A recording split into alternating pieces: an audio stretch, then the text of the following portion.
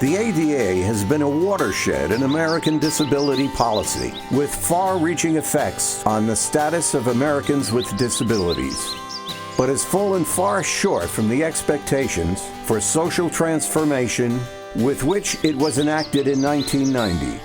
The individuals who were interviewed in the following film you're about to see and hear will offer their deeply personal stories about living their lives with various types of disabilities.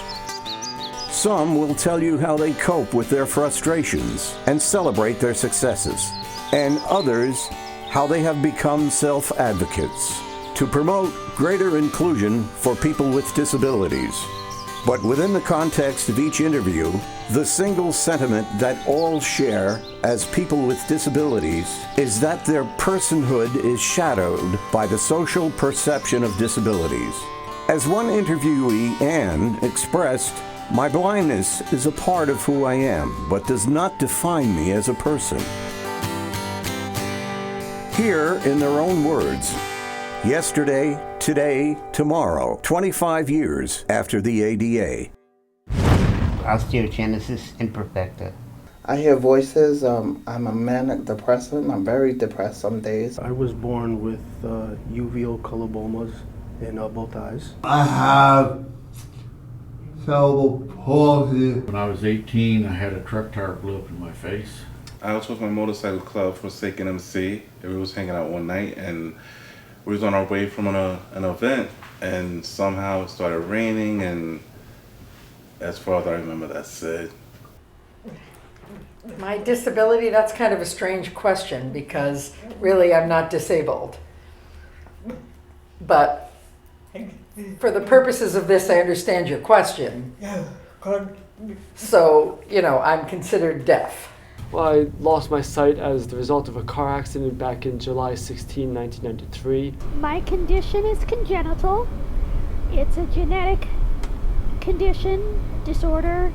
It's called dystrophic dysplasia, or when I was growing up, it was commonly referred to as dystrophic dwarfism. Back in 1982, I was in a car accident. I was visually impaired from the time I was born. Mm-hmm. I just never knew it. I had suffered from a traumatic brain injury.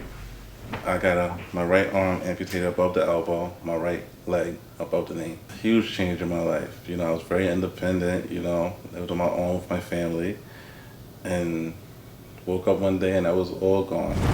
Went to school at Temple University in Philadelphia at a time when it was very hard to do college because there were so many inaccessible campuses. I graduated with a degree in English, and I would have graduated with a degree in education, which was what I really wanted, except that I was told by my counselor there at Temple that she had called every school in a pretty wide radius around Philadelphia, and there wasn't anybody who would accept me as a student teacher. When I was a kid, I remember if you went into a restaurant, you sometimes would be seated apart from everyone else if you could get into the restaurant. I was sent to a nursing home. For that place, they held me there, just had me basically laying around for a long period of time. And then when I finally did get up and started to get together mentally to tell them, hey, I want to walk, I want to feed myself, I want to clean myself, I want to do this, I want to do that. They basically washed me away. They basically didn't try to help me much with that. That doesn't happen so much anymore. Curb cuts are pretty much universal, particularly in a place like White Plains. We have paratransit, accessible taxi cabs, not only in our community, but throughout the country. I think it was a landmark legislation. I think it has helped break down a lot of barriers. The ADA, due to the wording, reasonable accommodations, opened a lot for people like me. Then ADA was passed, and it did change things dramatically. And I could see that it was much easier for people to live after the ADA was passed. especially am very pleased at the progress that Apple has done, as well as Microsoft. The Apple products, the iPhone, the iPad, the accessibility options, the zoom in function, where they just added a magnification program on Windows where you can make the screen as big as you want. Also in Office, Word, Excel, PowerPoint comes with a feature on the lower right hand corner where you can zoom in on the screen, and it's just great where you can just sit back. Not like the old days where I had to pretty much kiss the screen. Video phone, we call it VP, video phone, that the ADA from Title IV was access to communication. And the federal government required that we would have access to what was called a video relay service. So I could call hearing people through this video relay service. And what would happen is I make a phone call to a doctor's office, but I don't call directly to the phone number. I call and see on the screen a video interpreter with headphones and a microphone, and I sign to them that I want to make an appointment, please, and they call and speak to the doctor's office. And then they answer, and they sign the answer back to me, and it goes through that third person, and that's amazing, because I can make phone calls myself. I can have that. Before the ADA, that wasn't a mandate. Right now, I'm working 2 days a week at Walmart. I got that to a disability agency, and basically I spent a lot of having to fold clothes and that kind of thing, and I know I can do it. I'm made to do a whole lot more than fold clothes. I went to Italy on my own in 2007. Completely without a tour group, without a traveling companion. This was my 3-part adventure for a 3-part celebration. Getting my master's degree, turning 40, and my honeymoon for 1 because I can't wait forever. In my 20s, they had a typing course, which is very important, and we need to put money towards that. So I can tell you, in the beginning at that time, what they would do is they would get you into a training program, they train you for a job, and then you get a job through them. And that program would be your resume, and they would look for jobs for you. That's how she and I met. Life in general is hard. And then to have the disability to, struggle with too is a lot. I hear voices, I have hallucinations sometimes, but I don't know if I want another life. I don't know that I could live being another person. I guess you'd have to be another person to find out, but I've always had them with me, and I've always functioned with them. I'm actually grateful to a lot of them because they do so much that I can't do. Westchester is having a Hearing Voices group. I'm going to be running a group called Hearing Voices so that we all sit around and we talk about our voices and what we're doing to feel better about ourselves, and how in England it's accepted that people talk to themselves, but the United States is very uncommon, and we're stigmatized and looked at as crazy, and we're actually just not crazy. And so I'm very excited about that because now I get to maybe, let's just say, cross another plateau of not being ashamed of having to have a disability. After my time in the hospital, which was very beneficial because it gave me the time I needed to recover, the strength I needed to get back on my feet. After going home, I got into the program with Lighthouse for the Blind in Miami because I grew up in North Miami Beach, Florida. And Lighthouse taught me how to do everything. They taught me how to use a long white cane. They taught me how to type using touch typing system versus hunting and pecking, which is what I did before I lost my sight. Taught me how to read Braille. They taught me how to write Braille. Taught me how to cook, how to clean, how to pretty much do everything. Live my life, how it's possible for me to live my life independently. I got my first guide dog. What I didn't expect after I got my first guide dog was the fight that would come after that.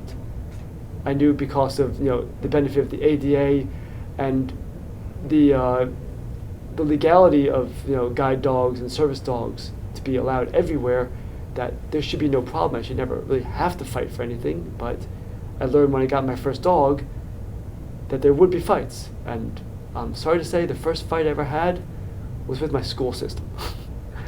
They didn't want me to go back to high school, not back to my high school at least. They said, you're vision impaired, we have a special program in a different school, you will go there. And my reaction was, no!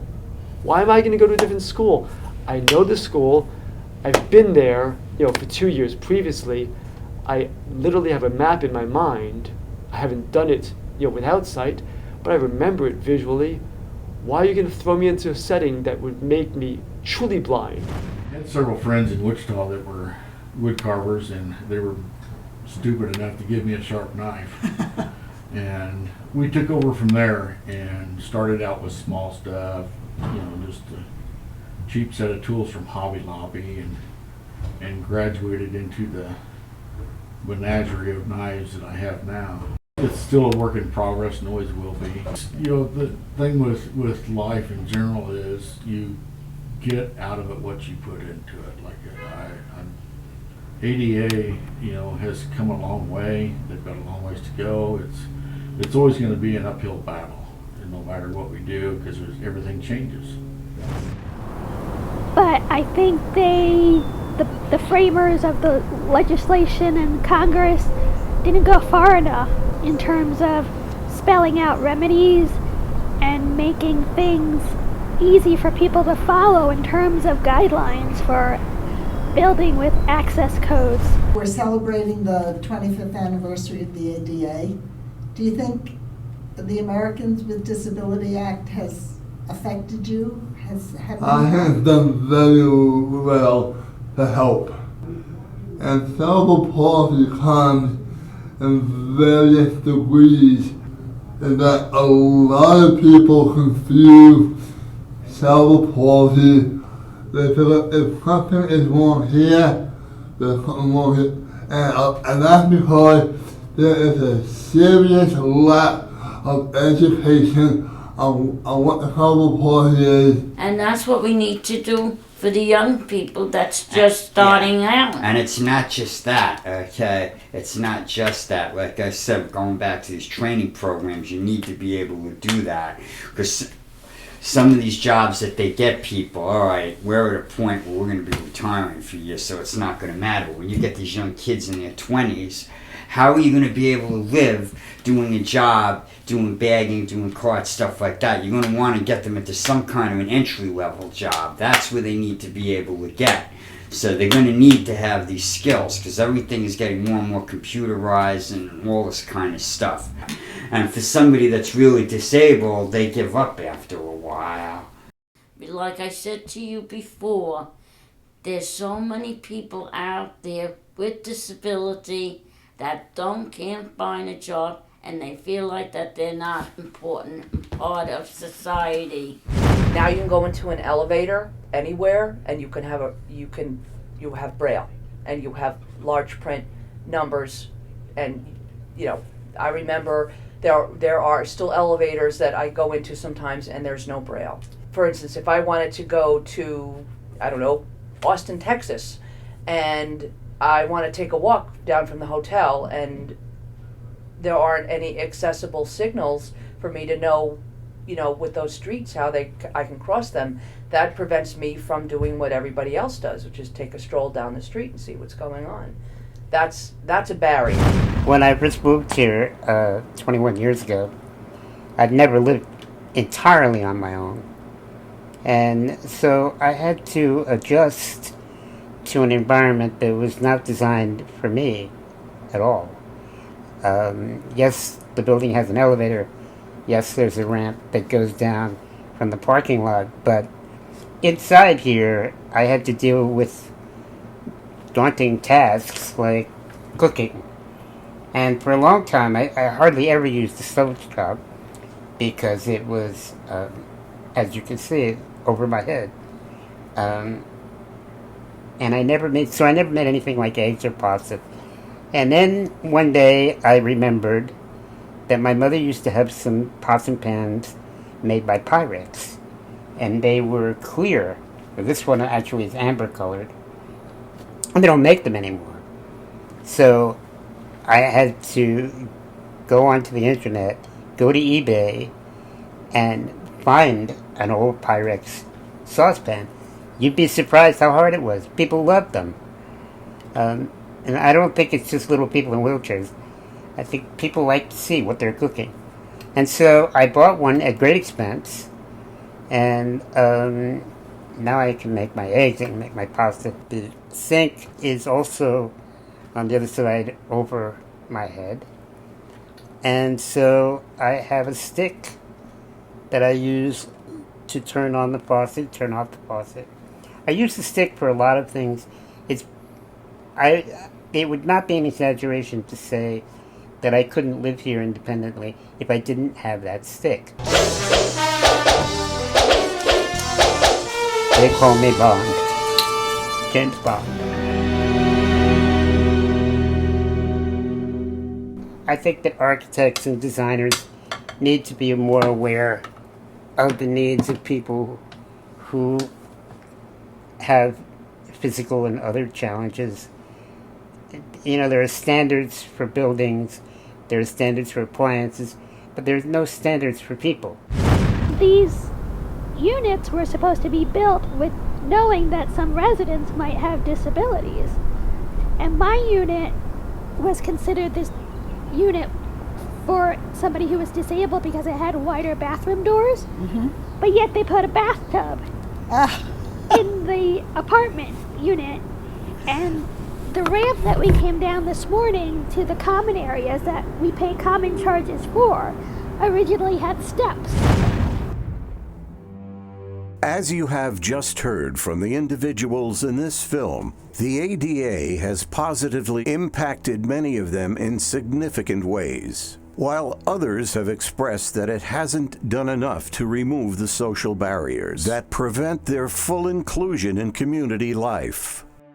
Although the Americans with Disabilities Act is a crucial landmark piece of civil rights legislation, it can do a lot more to address attitudes and acceptance which contribute to stereotypical biases that keep people with disabilities in institutions against their will and deny them opportunities for gainful employment. Today, as we celebrate 25 years of evolving equal opportunities for people with disabilities, let us also be attentive to the work ahead that still remains to be done.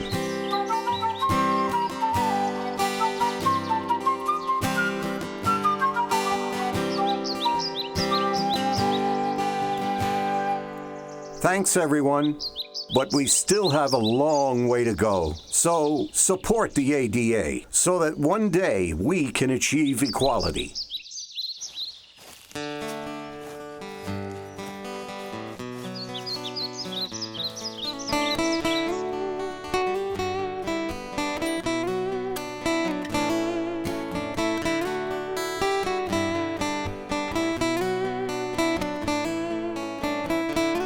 Ending credits roll. Writer Lisa Terracone. Produced and directed by Chaz Menendez and Chelsea Marr. Producers Susan W. Cole, Liz Mark, Lisa Terracone.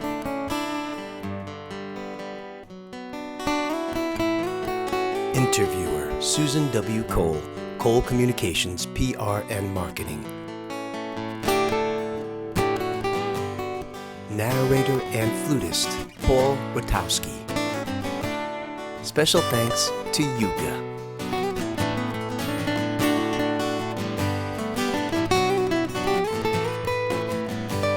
Original score, Lou Barisi, Paul Witowski, Chaz Menendez.